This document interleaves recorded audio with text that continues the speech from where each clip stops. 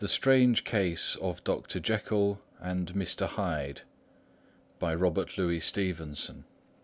Chapter 1. Story of the Door. Mr. Utterson the lawyer was a man of rugged countenance that was never lighted by a smile, cold, scanty, and embarrassed in discourse, backward in sentiment, lean, long, dusty, dreary, and yet somehow lovable. At friendly meetings, and when the wine was to his taste, something eminently human beaconed from his eye, something indeed which never found its way into his talk, but which spoke not only in the silent symbols of the after-dinner face, but more often and loudly in the acts of his life. He was austere with himself, drank gin when he was alone, to mortify a taste for vintages, and though he enjoyed the theatre, had not crossed the doors of one for 20 years. But he had an approved tolerance for others, sometimes wondering, almost with envy, at the high pressure of spirits involved in their misdeeds, and in any extremity inclined to help rather than to reprove. "I incline to Cain's heresy," he used to say quaintly. "I let my brother go to the devil in his own way." In this character, it was frequently his fortune to be the last reputable acquaintance and the last good influence in the lives of down-going men. And to such as these, so long as they came about his chambers, he never marked a shade of change in his demeanour. No doubt the feat was easy to Mr. Utterson, for he was undemonstrative at the best, and even his friendships seemed to be founded in a similar catholicity of good nature. It is the mark of a modest man to accept his friendly circle ready-made from the hands of opportunity, and that was the lawyer's way. His friends were those of his own blood, or those whom he had known the longest.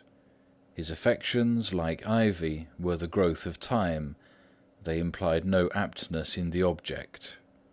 Hence, no doubt, the bond that united him to Mr. Richard Enfield, his distant kinsman, the well-known man about town. It was a nut to crack for many, what these two could see in each other, or what subject they could find in common.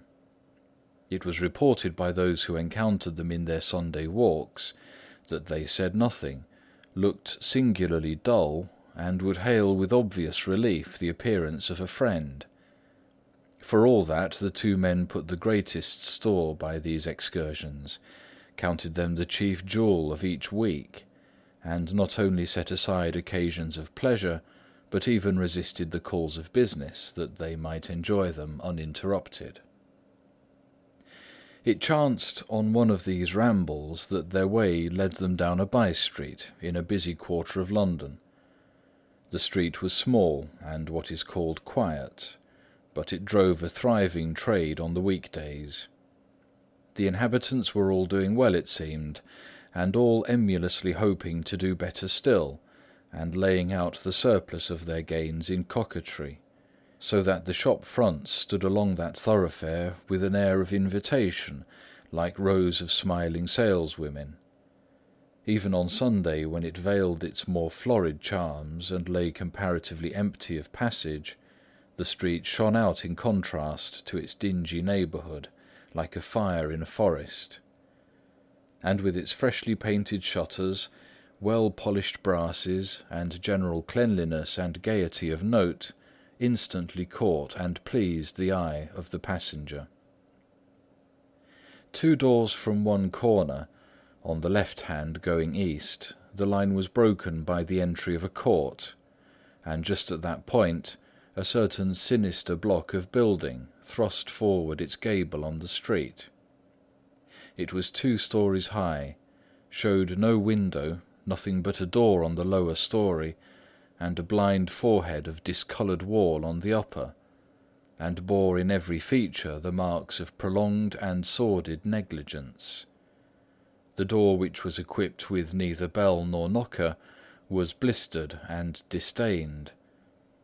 Tramps slouched into the recess and struck matches on the panels. Children kept shop upon the steps.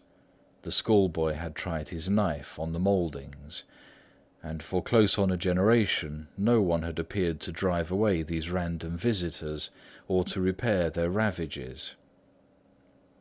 Mr. Enfield and the lawyer were on the other side of the by-street, but when they came abreast of the entry, the former lifted up his cane and pointed. "Did you ever remark that door?" he asked, and when his companion had replied in the affirmative, "It is connected in my mind," added he, "with a very odd story." "Indeed?" said Mr. Utterson, with a slight change of voice. "And what was that?" "Well, it was this way," returned Mr. Enfield. "I was coming home from some place at the end of the world, about 3 o'clock of a black winter morning, and my way lay through a part of town where there was literally nothing to be seen but lamps. Street after street, and all the folks asleep. Street after street, all lighted up as if for a procession, and all as empty as a church, till at last I got into that state of mind when a man listens and listens, and begins to long for the sight of a policeman. All at once I saw two figures, one a little man who was stumping along eastward at a good walk, and the other a girl of maybe 8 or 10, who was running as hard as she was able down a cross street.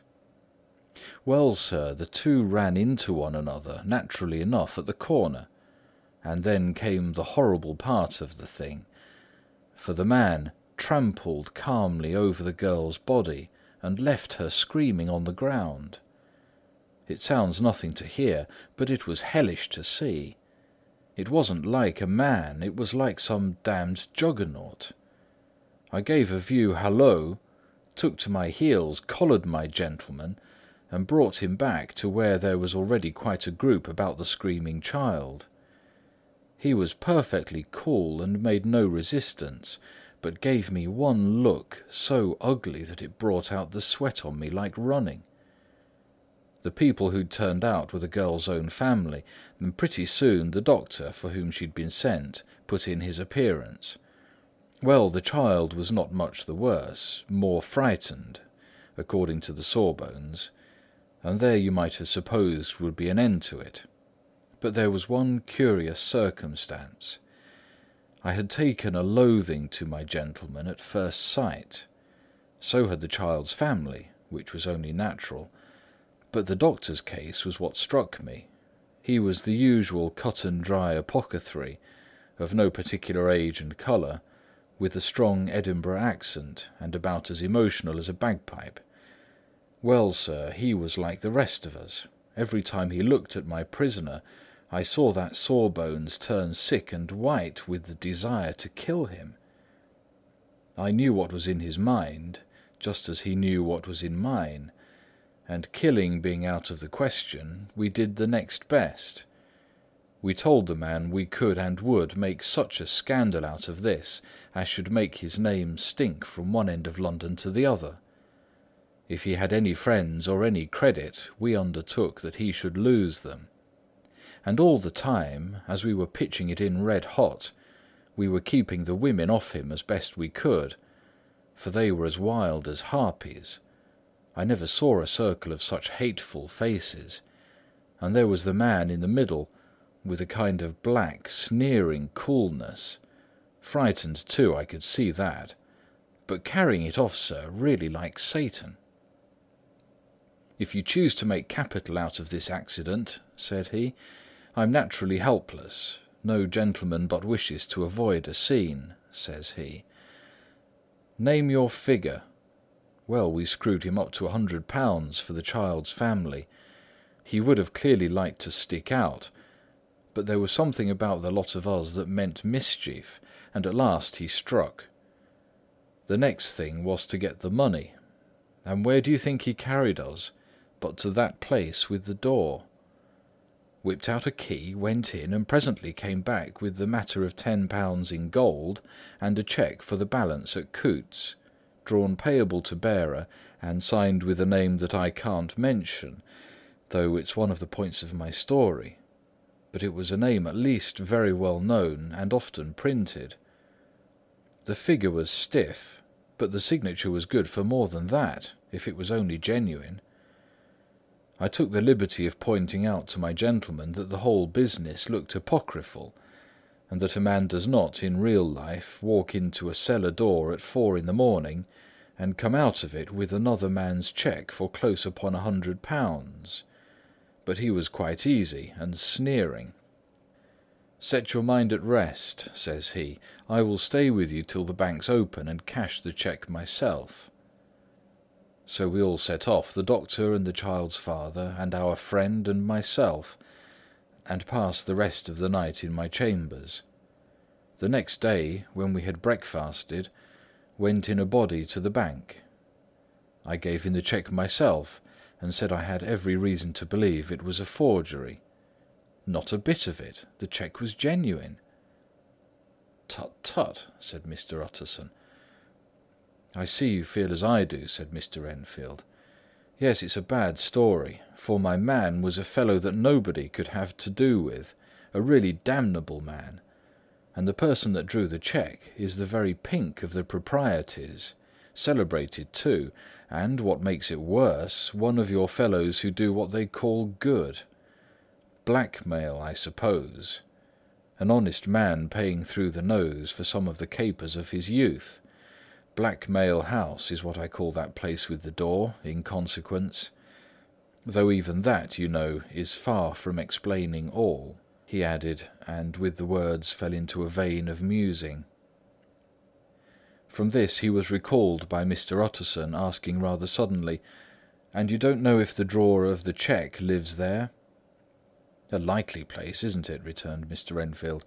"But I happen to have noticed his address. He lives in some square or other." "And you never asked about the place with the door?" said Mr. Utterson.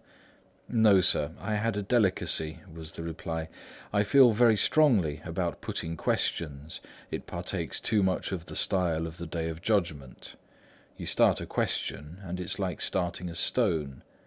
You sit quietly on the top of a hill, and away the stone goes, starting others, and presently some bland old bird, the last you would have thought of, is knocked on the head in his own back garden, and the family have to change their name. No, sir, I make it a rule of mine, the more it looks like Queer Street, the less I ask." "A very good rule, too," said the lawyer. "But I have studied the place for myself," continued Mr. Enfield. "It seems scarcely a house. There is no other door, and nobody goes in or out of that one but, once in a great while, the gentleman of my adventure. There are 3 windows looking on the court on the first floor. None below. The windows are always shut, but they're clean. And then there is a chimney, which is generally smoking, so somebody must live there. And yet it's not so sure, for the buildings are so packed together about that court that it's hard to say where one ends and another begins." The pair walked on again for a while in silence, and then, "Enfield," said Mr. Utterson, "that's a good rule of yours." "Yes, I think it is," returned Enfield. "And for all of that," continued the lawyer, "there's one point I want to ask. I want to ask the name of that man who walked over the child." "Well," said Mr. Enfield, "I can't see what harm it would do. It was a man by the name of Hyde." Said Mr. Utterson. "What sort of a man is he to see?" "He's not easy to describe. There is something wrong with his appearance, something displeasing, something downright detestable. I never saw a man I so disliked. And yet I scarce know why. He must be deformed somewhere. He gives a strong feeling of deformity, although I can't specify the point. He's an extraordinary looking man, and yet I really can name nothing out of the way. No, sir, I can make no hand of it. I can't describe him, and it's not for want of memory, for I declare I can see him this moment." Mr. Utterson again walked some way in silence, and obviously under a weight of consideration.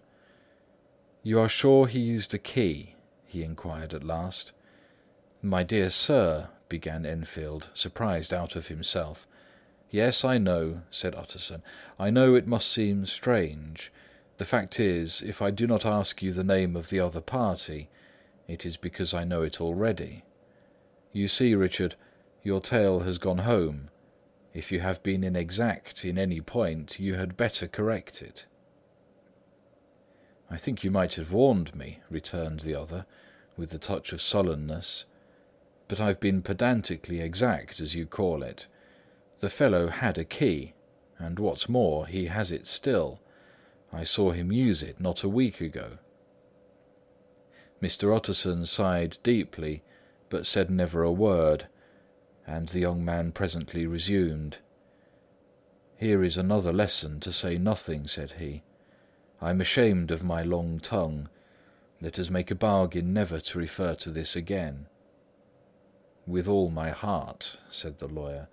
"I shake hands on that, Richard." Chapter 2. Search for Mr. Hyde. That evening, Mr. Utterson came home to his bachelor house in sombre spirits, and sat down to dinner without relish.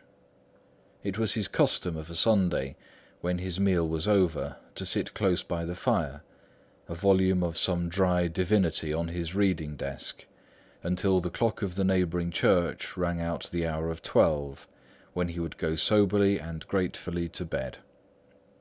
On this night, however, as soon as the cloth was taken away, he took up a candle and went into his business room.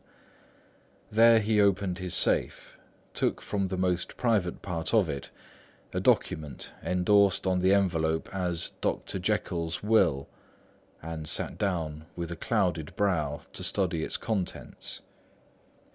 The will was holograph, for Mr. Utterson, though he took charge of it now that it was made, had refused to lend the least assistance in the making of it.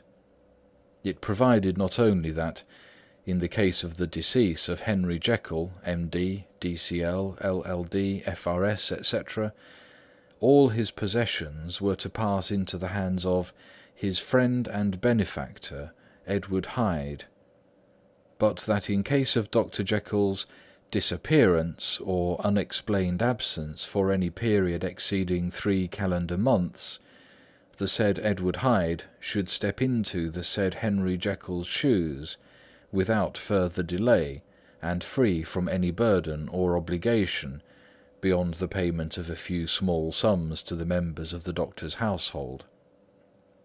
This document had long been the lawyer's eyesore. It offended him, both as a lawyer and as a lover of the sane and customary sides of life, to whom the fanciful was the immodest. And hitherto it was his ignorance of Mr. Hyde that had swelled his indignation. Now, by a sudden turn, it was his knowledge. It was already bad enough when the name was but a name of which he could learn no more. It was worse when it began to be clothed upon with detestable attributes, and out of the shifting, insubstantial mists that had so baffled his eye, there leapt up the sudden, definite presentiment of a fiend. "I thought it was madness," he said, as he replaced the obnoxious paper in the safe, "and now I begin to fear it is disgrace." With that he blew out his candle, put on a greatcoat, and set forth in the direction of Cavendish Square, that citadel of medicine, where his friend the great Dr. Lanyon had his house, and received his crowding patients. If anyone knows, it will be Lanyon, he had thought. The solemn butler knew and welcomed him. He was subjected to no stage of delay, but ushered direct from the door to the dining-room, where Dr. Lanyon sat alone over his wine.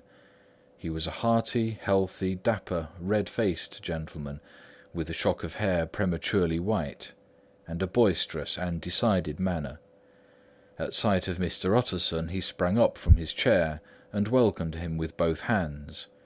The geniality, as was the way of the man, was somewhat theatrical to the eye, but it reposed on genuine feeling, for these two were old friends, old mates both at school and college, both thorough respecters of themselves and of each other, and, what does not always follow, men who thoroughly enjoyed each other's company.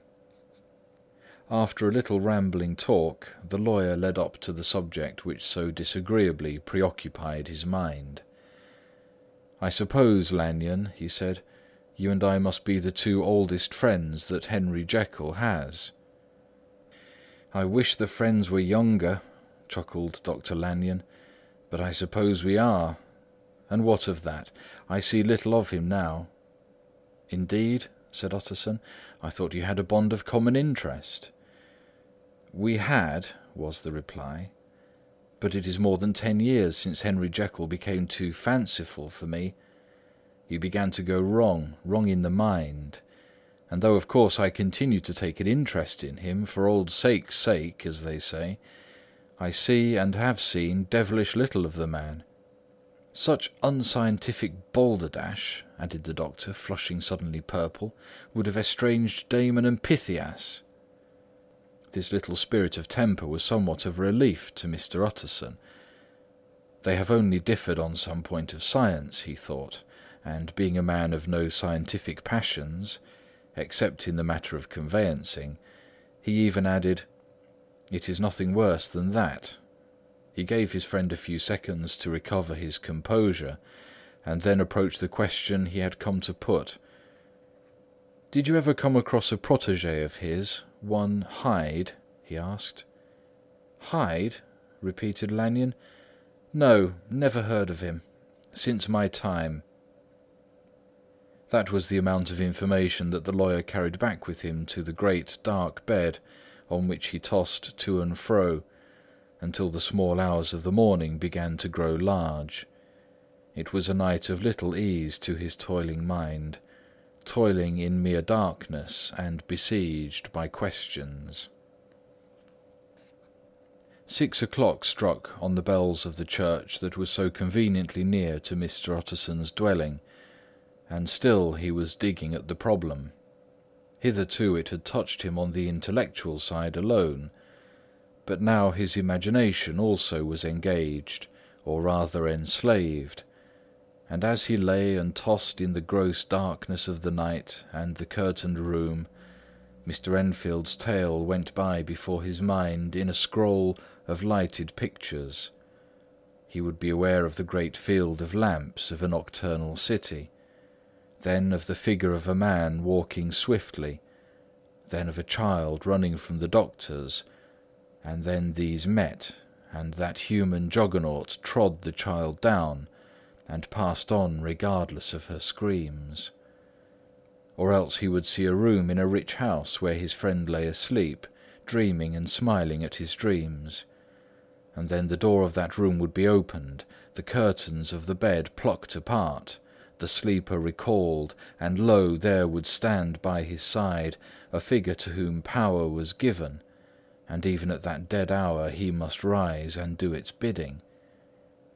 The figure in these two phases haunted the lawyer all night, and if at any time he dozed over, it was but to see it glide more stealthily through sleeping houses, or move the more swiftly and still the more swiftly, even to dizziness, through wider labyrinths of lamp-lighted city, and at every street corner crush a child and leave her screaming. And still the figure had no face by which he might know it.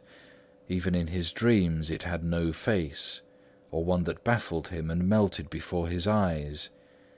And thus it was that there sprang up and grew apace in the lawyer's mind a singularly strong, almost an inordinate curiosity to behold the features of the real Mr. Hyde.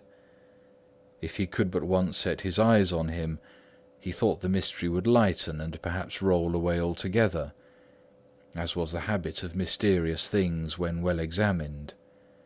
He might see a reason for his friend's strange preference or bondage, call it which you please, and even for the startling clauses of the will, and at least it would be a face worth seeing, the face of a man who was without bowels of mercy, a face which had but to show itself to raise up, in the mind of the unimpressionable Enfield, a spirit of enduring hatred. From that time forward, Mr. Utterson began to haunt the door in the by-street of shops. In the morning before office hours, at noon when business was plenty and time scarce, at night under the face of the fogged city moon, by all lights and at all hours of solitude or concourse, the lawyer was to be found on his chosen post. If he be Mr. Hyde, he had thought, I shall be Mr. Seek. And at last his patience was rewarded. It was a fine dry night, frost in the air, the streets as clean as a ballroom floor, the lamps unshaken by any wind, drawing a regular pattern of light and shadow.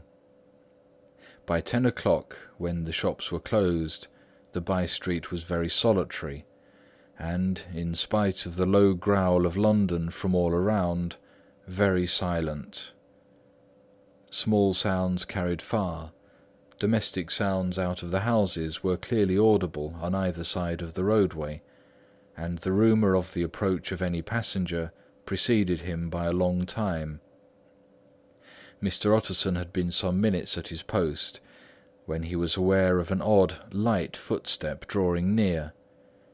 In the course of his nightly patrols, he had long grown accustomed to the quaint effect with which the footfalls of a single person, while he is still a great way off, suddenly spring out distinct from the vast hum and clatter of the city.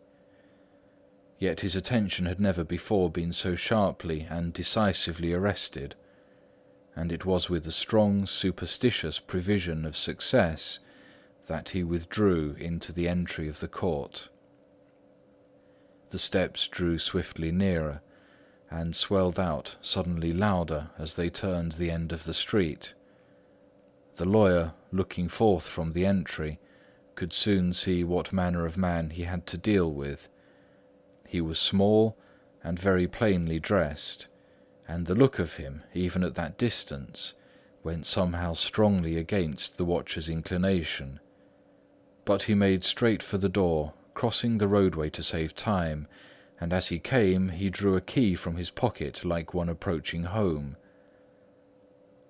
Mr. Utterson stepped out and touched him on the shoulder as he passed. "Mr. Hyde, I think." Mr. Hyde shrank back with a hissing intake of the breath, but his fear was only momentary, and though he did not look the lawyer in the face, he answered coolly enough, "That is my name. What do you want?" "I see you are going in," returned the lawyer. "I am an old friend of Dr. Jekyll's, Mr. Utterson of Gaunt Street.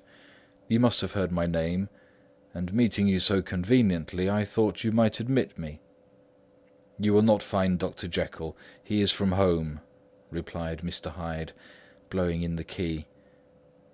And then suddenly, but still without looking up, "How do you know me?" he asked. "On your side," said Mr. Utterson, "will you do me a favour?" "With pleasure," replied the other. "What shall it be?" "Will you let me see your face?" said the lawyer. Mr. Hyde appeared to hesitate, and then, as if upon some sudden reflection, fronted about with an air of defiance, and the pair stared at each other pretty fixedly for a few seconds. "Now I shall know you again," said Mr. Utterson. "It may be useful." "Yes," returned Mr. Hyde. "It is as well we have met, and apropos, you should have my address." And he gave a number of a street in Soho. "Good God!" thought Mr. Utterson, "can he too have been thinking of the will?" But he kept his feelings to himself, and only grunted in acknowledgment of the address. "And now," said the other, "how do you know me?" "By description," was the reply. "Whose description?" "We have common friends," said Mr. Utterson. "Common friends," uttered Mr. Hyde a little hoarsely. "Who are they?" "Jekyll, for instance," said the lawyer. "He never told you!" cried Mr. Hyde, with a flush of anger. "I did not think you would have lied." "Come," said Mr. Utterson, "that is not fitting language." The other snarled aloud with a savage laugh, and the next moment, with extraordinary quickness, he had unlocked the door and disappeared into the house. The lawyer stood a while when Mr. Hyde had left him, the picture of disquietude. Then he began slowly to mount the street, pausing every step or two, and putting his hand to his brow like a man in mental perplexity. The problem he was thus debating as he walked was one of a class that is rarely solved. Mr. Hyde was pale and dwarfish. He gave an impression of deformity without any nameable malformation. He had a displeasing smile. He had borne himself to the lawyer with a sort of murderous mixture of timidity and boldness, and he spoke with a husky, whispering, and somewhat broken voice. All these were points against him, but not all of these together could explain the hitherto unknown disgust, loathing, and fear with which Mr. Utterson regarded him. "There must be something else," said the perplexed gentleman. "There is something more, if I could find a name for it. God bless me, the man seems hardly human. Something troglodytic, shall we say? Or can it be the old story of Dr. Fell? Or is it the mere radiance of a foul soul that thus transpires through and transfigures its clay continent? The last, I think. For oh, my poor old Harry Jekyll, if ever I read Satan's signature upon a face, it is on that of your new friend." Round the corner from the by-street there was a square of ancient, handsome houses, now for the most part decayed from their high estate, and let in flats and chambers to all sorts and conditions of men: map-engravers, architects, shady lawyers, and the agents of obscure enterprises. One house, however, second from the corner, was still occupied entire, and at the door of this, which wore a great air of wealth and comfort, though it was now plunged in darkness except for the fanlight, Mr. Utterson stopped and knocked. A well-dressed elderly servant opened the door. "Is Dr. Jekyll at home, Poole?" asked the lawyer. "I will see, Mr. Utterson," said Poole, admitting the visitor as he spoke into a large, low-roofed, comfortable hall, paved with flags, warmed, after the fashion of a country house, by a bright open fire, and furnished with costly cabinets of oak. "Will you wait here by the fire, sir, or shall I give you a light in the dining-room?" "Here, thank you," said the lawyer, and he drew near and leaned on the tall fender. This hall, in which he was now left alone, was a pet fancy of his friend the doctor's, and Utterson himself was wont to speak of it as the pleasantest room in London. But tonight there was a shudder in his blood. The face of Hyde sat heavy in his memory. He felt, what was rare with him, a nausea and distaste of life, and in the gloom of his spirits he seemed to read a menace in the flickering of the firelight on the polished cabinets, and the uneasy starting of the shadow on the roof. He was ashamed of his relief when Poole presently returned to announce that Dr. Jekyll was gone out. "I saw Mr. Hyde go in by the old dissecting-room door, Poole," he said. "Is that right, when Dr. Jekyll is from home?" "Quite right, Mr. Utterson, sir," replied the servant. "Mr. Hyde has a key." "Your master seems to repose a great deal of trust in that young man, Poole," resumed the other musingly. "Yes, sir, he do indeed," said Poole. "We all have orders to obey him." "I do not think I ever met Mr. Hyde," asked Utterson. "Oh dear no, sir, he never dines here," replied the butler. "Indeed, we see very little of him on this side of the house. He mostly comes and goes by the laboratory." "Well, good night, Poole. Good night, Mr. Utterson." And the lawyer set out homeward with a very heavy heart. Poor Harry Jekyll, he thought. My mind misgives me he is in deep waters. He was wild when he was young, a long while ago to be sure, but in the law of God there is no statute of limitations. Ay, it must be that, the ghost of some old sin, the cancer of some concealed disgrace, punishment coming, pede claudo, years after memory has forgotten and self-love condones the fault. And the lawyer, scared by the thought, brooded a while on his own past, groping in all the corners of memory, lest by chance some jack-in-the-box of an old iniquity should leap to light there. His past was fairly blameless. Few men could read the rolls of their life with less apprehension.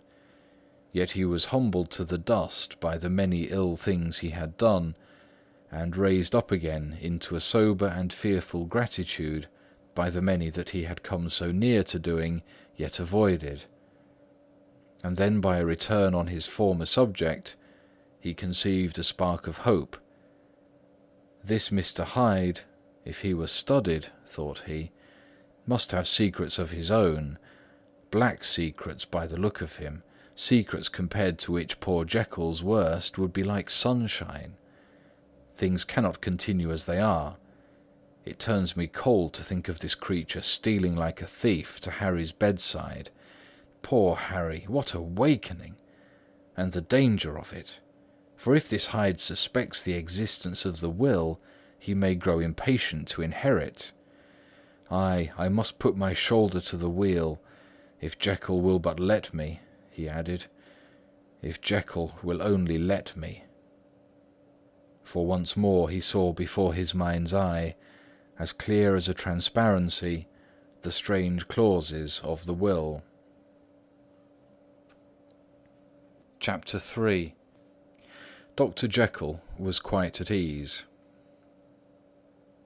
A fortnight later, by excellent good fortune, the doctor gave one of his pleasant dinners to some 5 or 6 old cronies, all intelligent, reputable men, and all judges of good wine, and Mr. Utterson so contrived that he remained behind after the others had departed.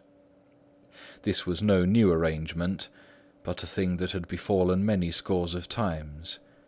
Where Utterson was liked, he was liked well. Hosts loved to detail the dry lawyer, when the light-hearted and the loose-tongued had already their foot on the threshold. They liked to sit a while in his unobtrusive company, practising for solitude, sobering their minds in the man's rich silence after the expense and strain of gaiety. To this rule Dr. Jekyll was no exception, and as he now sat on the opposite side of the fire, a large, well-made, smooth-faced man of 50, with something of a slyish cast perhaps, but every mark of capacity and kindness, you could see by his looks that he cherished Mr. Utterson a sincere and warm affection. "I've been wanting to speak to you, Jekyll," began the latter. "You know that will of yours?" A close observer might have gathered that the topic was distasteful, but the doctor carried it off gaily. "My poor Utterson," he said, "you are unfortunate in such a client. I never saw a man so distressed as you were by my will, unless it were that hide-bound pedant Lanyon at what he called my scientific heresies. Oh, I know he's a good fellow, you needn't frown, an excellent fellow, and I always mean to see more of him. But a hide-bound pedant for all that, an ignorant, blatant pedant.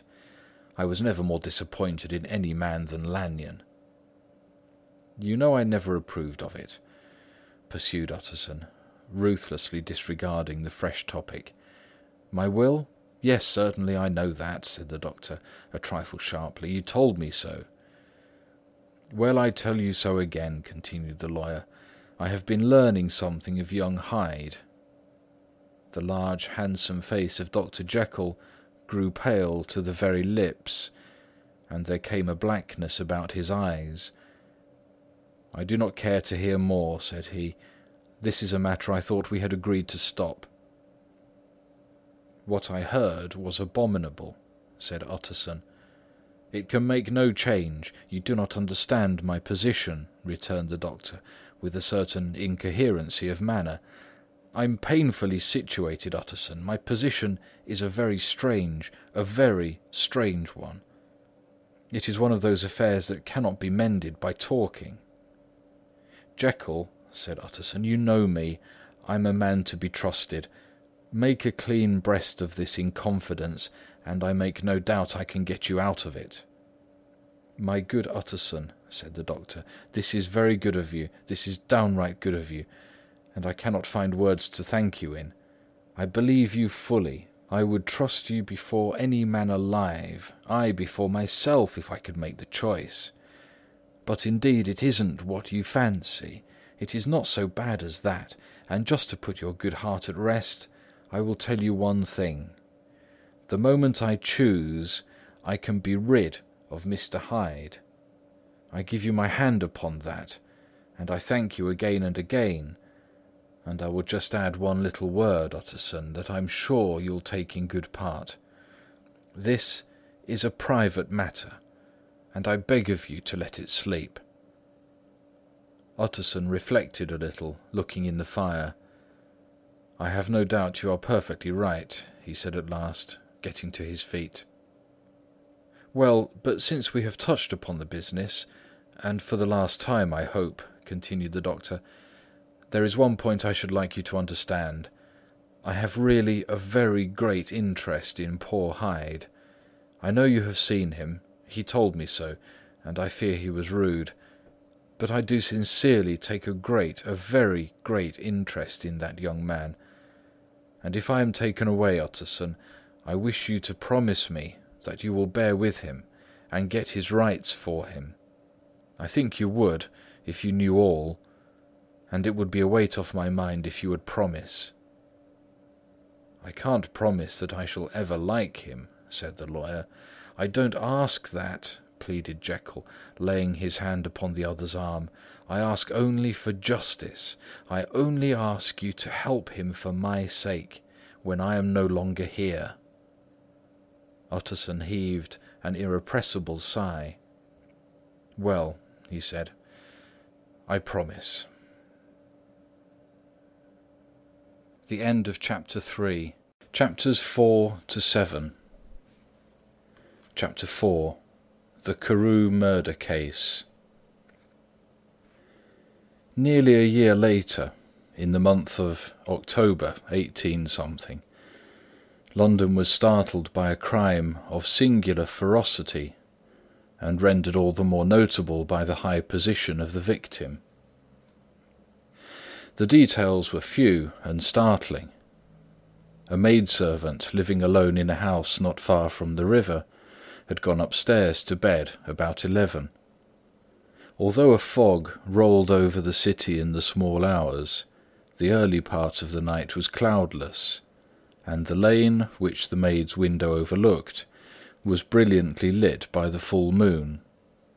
It seems she was romantically given, for she sat down upon her box, which stood immediately under the window, and fell into a dream of musing. Never, she used to say with streaming tears, when she narrated the experience, never had she felt more at peace with all men, or thought more kindly of the world.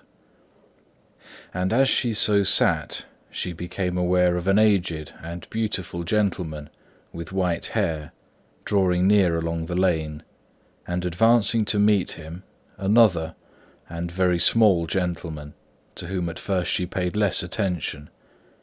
When they had come within speech, which was just under the maid's eyes, the older man bowed and accosted the other with a very pretty manner of politeness. It did not seem as if the subject of his address were of great importance. Indeed, from his pointing, it sometimes appeared as if he were only inquiring his way. But the moon shone on his face as he spoke, and the girl was pleased to watch it. It seemed to breathe such an innocent and old-world kindness of disposition, yet with something high too, as of a well-founded self-content. Presently her eye wandered to the other, and she was surprised to recognize in him a certain Mr. Hyde, who had once visited her master and for whom she had conceived a dislike. He had in his hand a heavy cane, with which he was trifling, but he answered never a word, and seemed to listen with an ill-contained impatience.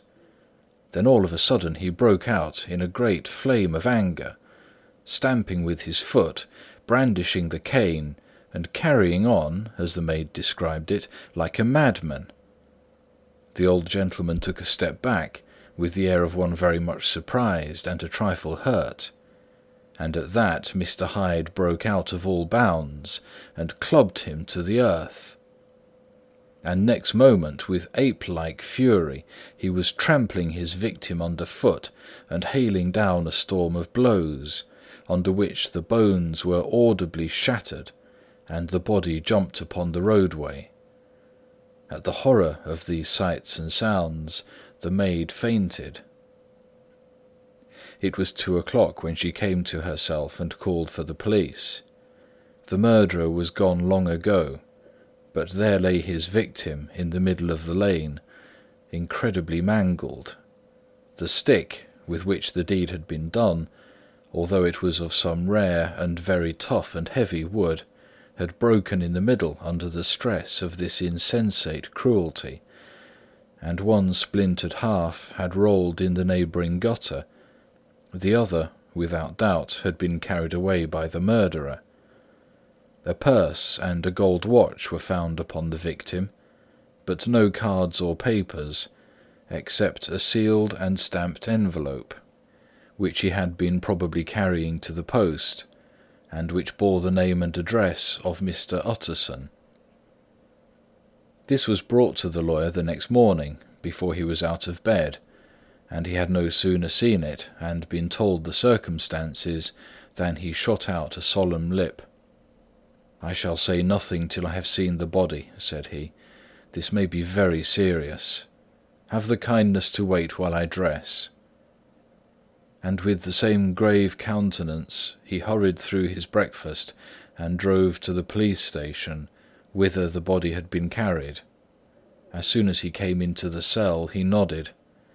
"Yes," said he, "I recognize him. I am sorry to say that this is Sir Danvers Carew." "Good God, sir!" exclaimed the officer. "Is it possible?" And the next moment his eye lighted up with professional ambition. "This will make a deal of noise," he said, "and perhaps you can help us to the man." And he briefly narrated what the maid had seen, and showed the broken stick. Mr. Utterson had already quailed at the name of Hyde, but when the stick was laid before him, he could doubt no longer. Broken and battered as it was, he recognized it for one that he had himself presented many years before to Henry Jekyll. "Is this Mr. Hyde a person of small stature?" he inquired. "Particularly small and particularly wicked-looking is what the maid calls him," said the officer. Mr. Utterson reflected, and then, raising his head, "If you will come with me in my cab," he said, "I think I can take you to his house." It was by this time about 9 in the morning, and the first fog of the season. A great chocolate-coloured pall lowered over heaven, but the wind was continually charging and routing these embattled vapours, so that as the cab crawled from street to street, Mr. Utterson beheld a marvellous number of degrees and hues of twilight.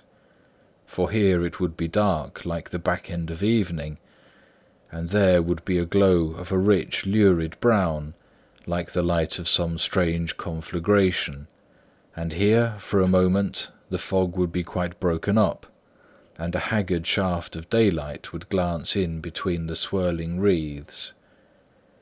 The dismal quarter of Soho, seen under these changing glimpses, with its muddy ways and slatternly passengers, and its lamps which had never been extinguished, or had been kindled afresh to combat this mournful reinvasion of darkness, seemed, in the lawyer's eyes, like a district of some city in a nightmare.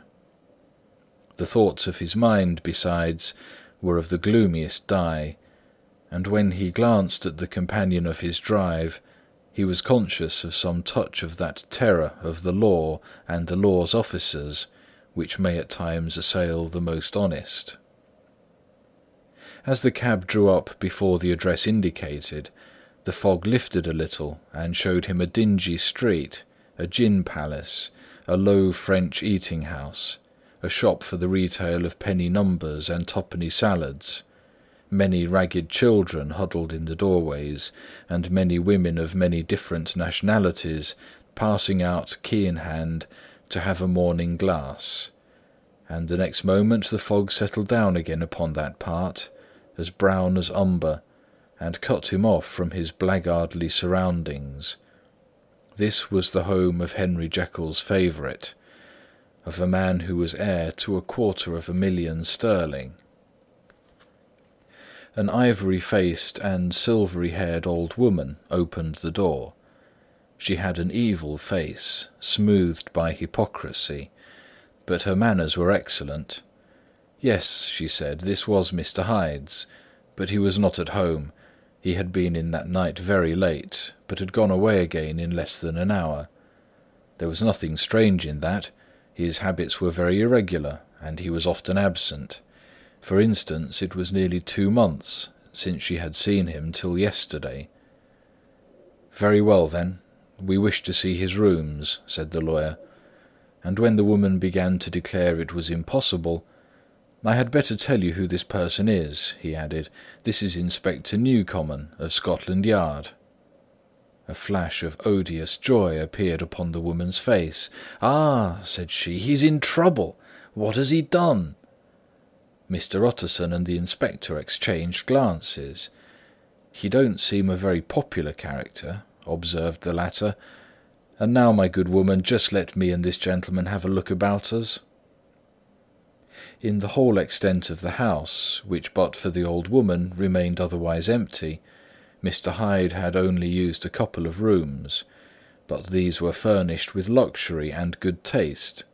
A closet was filled with wine, the plate was of silver, the napery excellent, a good picture hung upon the walls, a gift, as Utterson supposed, from Henry Jekyll, who was much of a connoisseur, and the carpets were of many plies and agreeable in colour.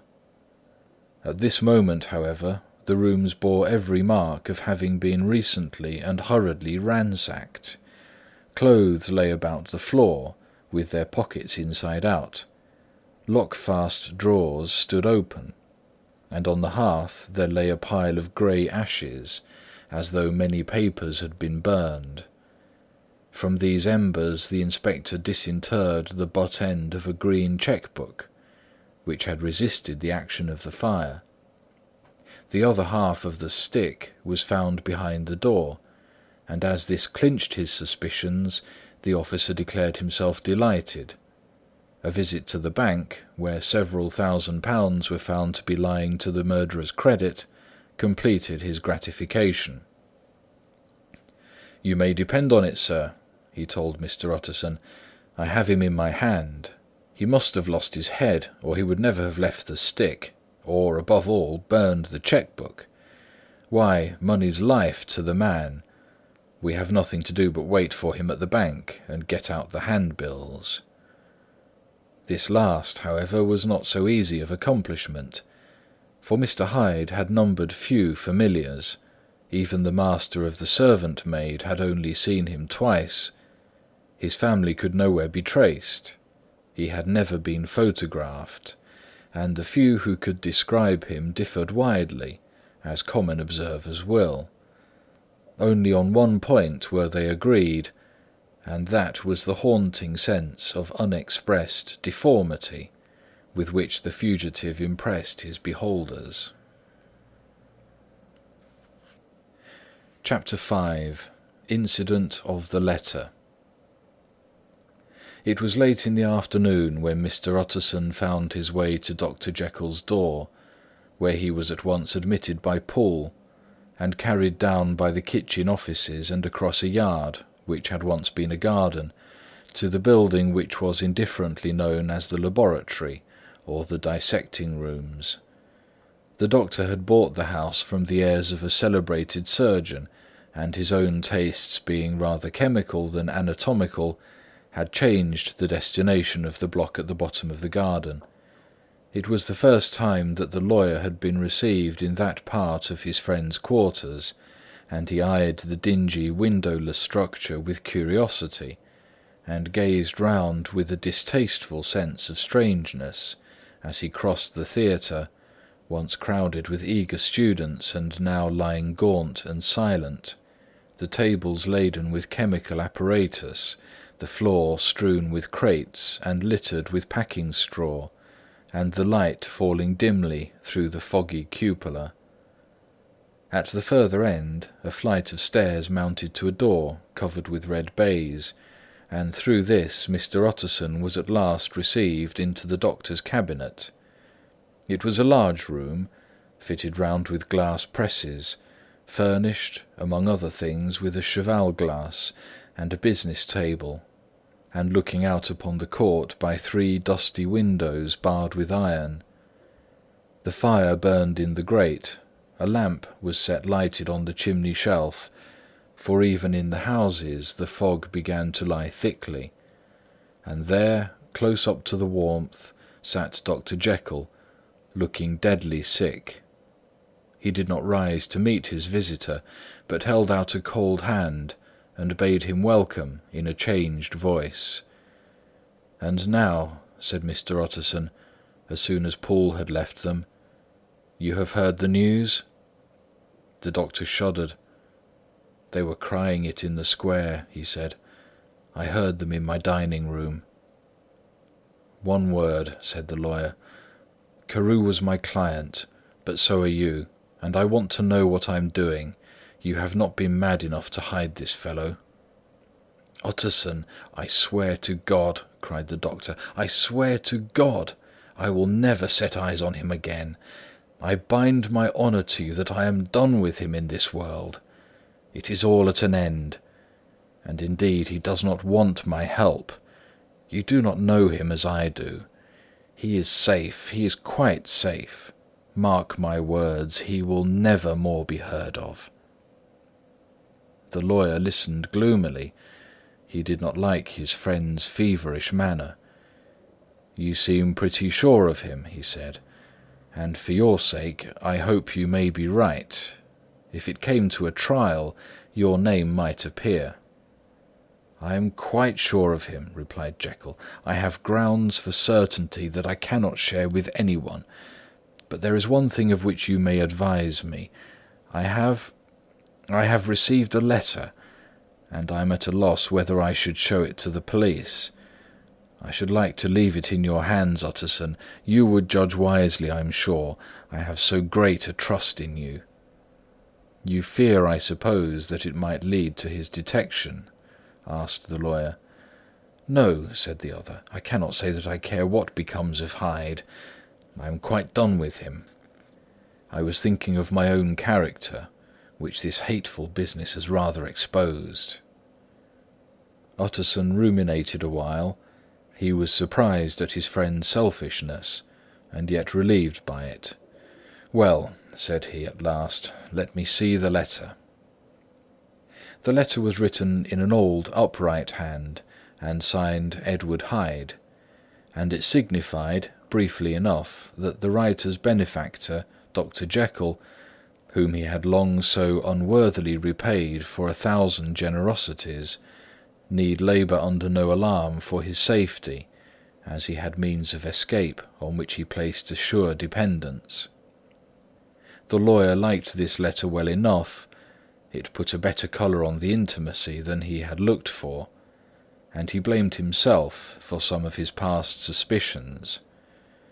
"Have you the envelope?" he asked. "I burned it," replied Jekyll, "before I thought what I was about, but it bore no postmark. The note was handed in." "Shall I keep this and sleep upon it?" asked Utterson. "I wish you to judge for me entirely," was the reply. "I have lost confidence in myself." "Well, I shall consider," returned the lawyer. And now one word more. It was Hyde who dictated the terms in your will about that disappearance?" The doctor seemed seized with a qualm of faintness. He shut his mouth tight and nodded. "I knew it," said Utterson. "He meant to murder you. You have had a fine escape." "I have had what is far more to the purpose," returned the doctor solemnly. "I have had a lesson. O God, Utterson, what a lesson I have had!" And he covered his face for a moment with his hands. On his way out, the lawyer stopped and had a word or two with Poole. "By the by," said he, "there was a letter handed in to-day. What was the messenger like?" But Poole was positive nothing had come except by post, and only circulars by that, he added. This news sent off the visitor with his fears renewed. Plainly the letter had come by the laboratory door. Possibly, indeed, it had been written in the cabinet, and if that were so, it must be differently judged, and handled with the more caution. The newsboys, as he went, were crying themselves hoarse along the footways. "Special edition! Shocking murder of an M.P.!" That was the funeral oration of one friend and client, and he could not help a certain apprehension lest the good name of another should be sucked down in the eddy of the scandal. It was, at least, a ticklish decision that he had to make, and self-reliant as he was by habit, he began to cherish a longing for advice. It was not to be had directly, but perhaps, he thought, it might be fished for.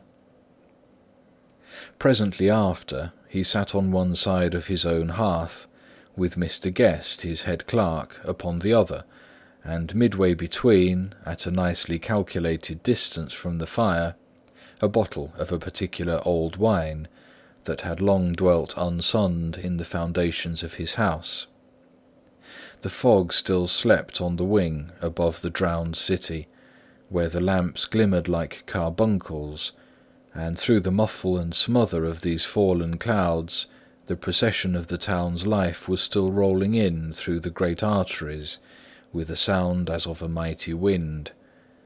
But the room was gay with firelight. In the bottle the acids were long ago resolved.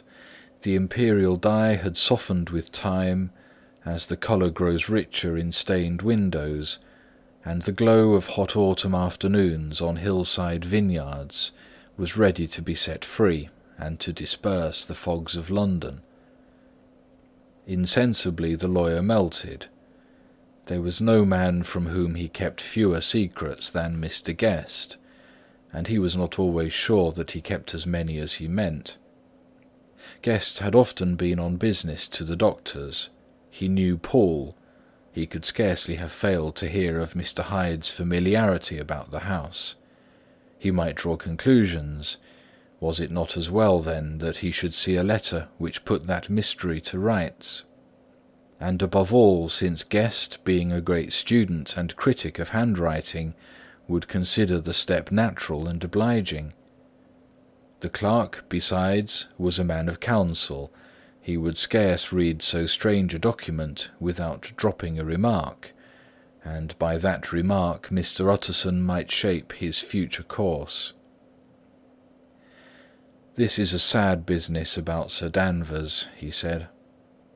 "Yes, sir, indeed. It has elicited a great deal of public feeling," returned Guest. "The man, of course, was mad."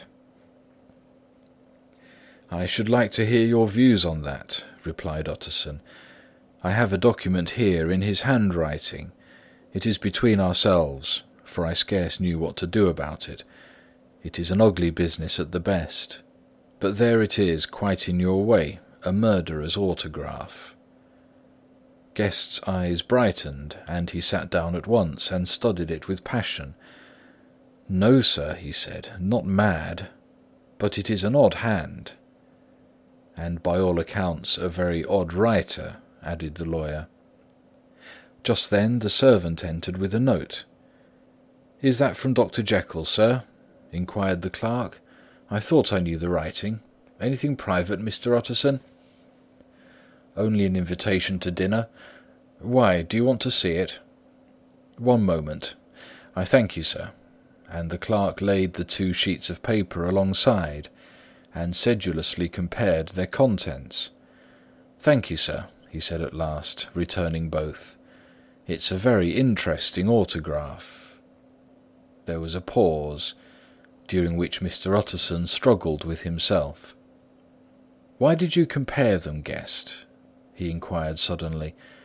"Well, sir," returned the clerk, "there's a rather singular resemblance. The 2 hands are in many points identical, only differently sloped." "Rather quaint," said Utterson.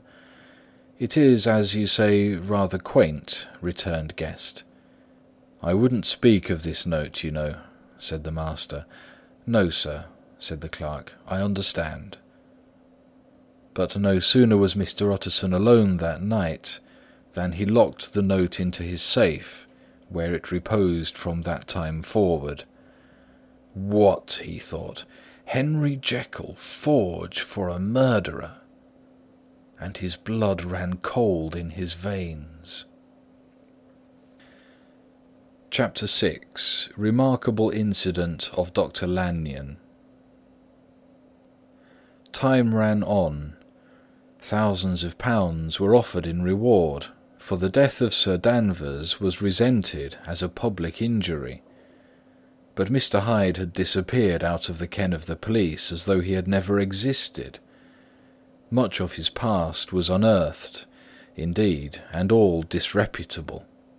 Tales came out of the man's cruelty, at once so callous and violent, of his vile life, of his strange associates, of the hatred that seemed to have surrounded his career, but of his present whereabouts not a whisper.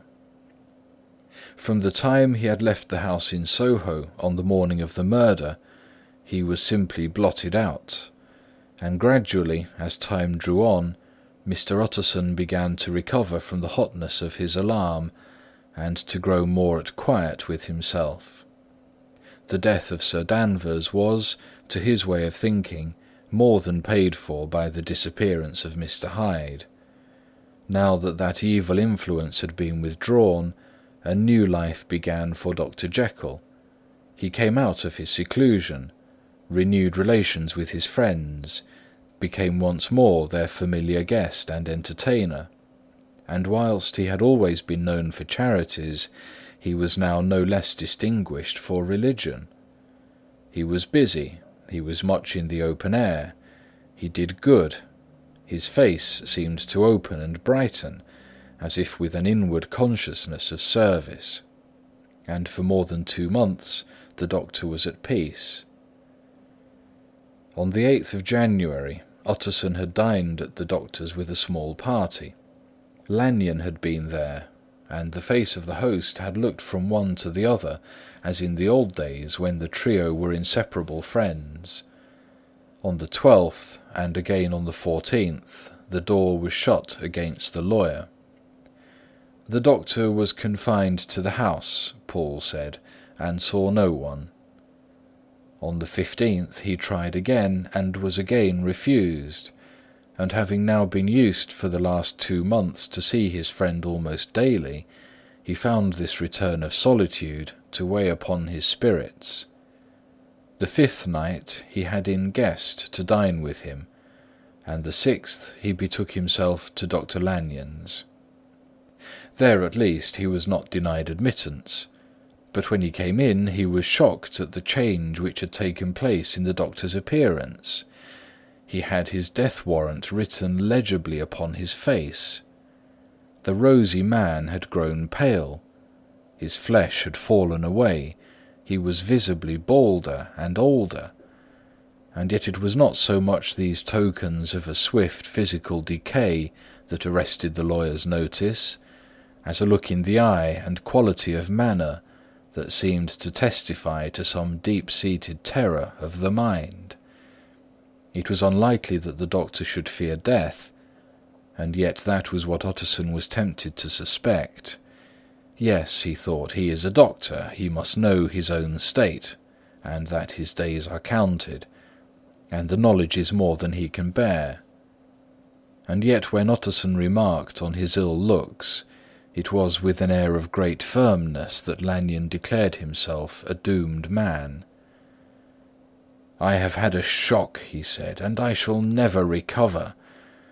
It is a question of weeks. Well, life has been pleasant. I liked it. Yes, sir, I used to like it. I sometimes think if we knew all, we should be more glad to get away." "Jekyll is ill too," observed Utterson. "Have you seen him?" But Lanyon's face changed, and he held up a trembling hand.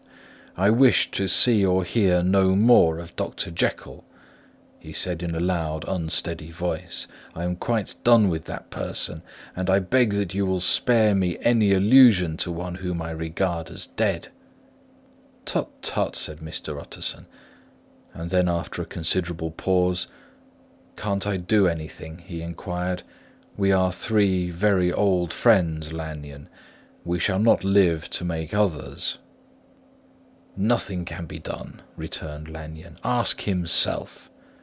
"He will not see me," said the doctor. "I'm not surprised at that," was the reply. "Some day, Utterson, after I am dead, you may perhaps come to learn the right and wrong of this. I cannot tell you. And in the meantime, if you can sit and talk with me of other things, for God's sake stay and do so. But if you cannot keep clear of this accursed topic, then, in God's name, go, for I cannot bear it." As soon as he got home, Utterson sat down and wrote to Jekyll, complaining of his exclusion from the house and asking the cause of this unhappy break with Lanyon; and the next day brought him a long answer, often very pathetically worded, and sometimes darkly mysterious in drift. The quarrel with Lanyon was incurable. "I do not blame our old friend," Jekyll wrote, "but I share his view that we must never meet. I mean from henceforth to lead a life of extreme seclusion. You must not be surprised, nor must you doubt my friendship, if my door is often shut even to you. You must suffer me to go my own dark way. I have brought on myself a punishment and a danger that I cannot name. If I am the chief of sinners, I am the chief of sufferers also. I could not think that this earth contained a place for sufferings and terrors so unmanning. And you can do but one thing, Utterson, to lighten this destiny, and that is to respect my silence." Utterson was amazed. The dark influence of Hyde had been withdrawn. The doctor had returned to his old tasks and amities. A week ago the prospect had smiled with every promise of a cheerful and an honoured age, and now in a moment friendship and peace of mind and the whole tenor of his life were wrecked. So great and unprepared a change pointed to madness, but in view of Lanyon's manner and words, there must lie for it some deeper ground. A week afterwards Dr. Lanyon took to his bed, and in something less than a fortnight he was dead. The night after the funeral, at which he had been sadly affected, Utterson locked the door of his business room, and sitting there by the light of a melancholy candle, drew out and set before him an envelope addressed by the hand and sealed with the seal of his dear friend. "Private, for the hands of J. G. Utterson alone, and in case of his predecease, to be destroyed unread." So it was emphatically superscribed, and the lawyer dreaded to behold the contents. "I have buried one friend to-day," he thought. "What if this should cost me another?" And then he condemned the fear as a disloyalty, and broke the seal. Within there was another enclosure, likewise sealed, and marked upon the cover as "Not to be opened till the death or disappearance of Dr. Henry Jekyll."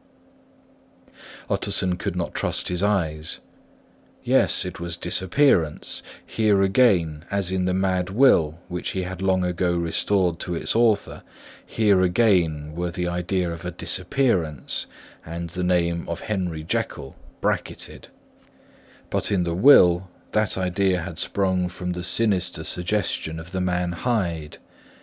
It was set there with a purpose all too plain and horrible. Written by the hand of Lanyon, what could it mean? A great curiosity came on the trustee to disregard the prohibition and dive at once to the bottom of these mysteries. But professional honour and faith to his dead friend were stringent obligations, and the packet slept in the inmost corner of his private safe. It is one thing to mortify curiosity, another to conquer it, and it may be doubted if, from that day forth, Utterson desired the society of his surviving friend with the same eagerness. He thought of him kindly, but his thoughts were disquieted and fearful. He went to call indeed, but he was perhaps relieved to be denied admittance. Perhaps in his heart he preferred to speak with Poole upon the doorstep, and surrounded by the air and sounds of the open city, rather than to be admitted into that house of voluntary bondage, and to sit and speak with its inscrutable recluse. Poole had, indeed, no very pleasant news to communicate. The doctor, it appeared, now more than ever confined himself to the cabinet over the laboratory, where he would sometimes even sleep. He was out of spirits. He had grown very silent. He did not read. It seemed as if he had something on his mind. Utterson became so used to the unvarying character of these reports that he fell off little by little in the frequency of his visits.